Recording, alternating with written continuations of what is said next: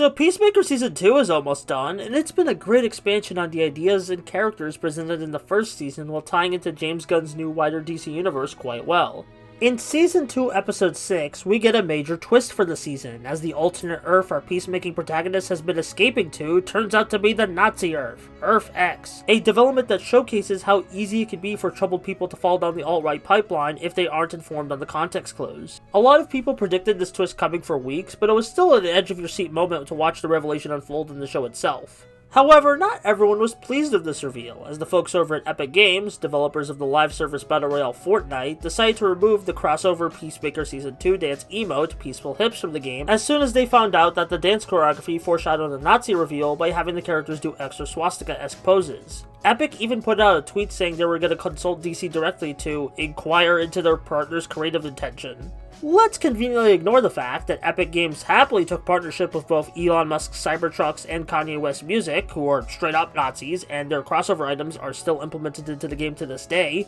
but we gotta remove the John Cena superhero dance to protect the children. In a world where real fascists are getting more clout and becoming a larger issue we can't ignore, it's quite concerning that real bigots are getting off scot-free, but fictional fascism that comments on them must be censored. It's just plain old capitalistic hellscape hypocrisy that also speaks to how bad the current cross-promotion culture Fortnite has cultivated has become. We kinda saw this coming 6 years ago, where a Fortnite event gave integral lore for the last Star Wars movie, The Rise of Skywalker, before it even came out. Companies know these popular live service video games can be used as marketing tools to promote their legacy franchises to the youth with skins, items, and even gameplay events, serving as the backbone of Fortnite's main appeal these days. It's not just the novelty of a near 100-player battle royale that sells the game anymore, it's the spectacle to see what new or old media properties will be represented each month, and usually these items are dumped into the game with their original emotional context removed, turning into, hey, I know the Power Rangers and the cool Megazord. Sometimes there's a bit more love put into these events, like with the two Marvel seasons and the current Power Rangers one for fans of those properties, and Fortnite is admittedly very fun to play, but ultimately it's a corporate crossover made on predatory fear of missing out or FOMO microtransactions to get kids and adult fans to spend more money on this one game. It's pretty amusing seeing these companies over-focus on the cross-marketing and aesthetic appeal of their art, biting them in the ass as the creatives like James Gunn often have real shit to say with that art. Hell, the Season 1 dance also had meaning through telling us about Peacemaker's arc about how he learned to move on from chasing hollow goals and approvals that didn't matter, though because that dance was more upfrontly uplifting and silly, the executives and masses just saw it as a fun, TikTok-y trend.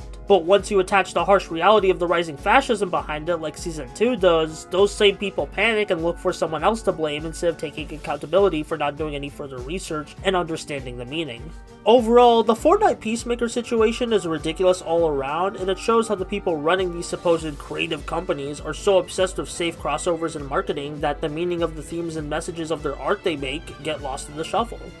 Hell, Fortnite even did this with a real-life civil rights movement with the infamous Martin Luther King Jr. event, which is another case of people stripping meaning from potent words of freedom for their own monetary gain. Sadly, this Peacemaker situation is the tip of such bullshit. Thanks for watching, I hope this was coherent. Check out my other videos, like and subscribe. I don't know, I'm just tired.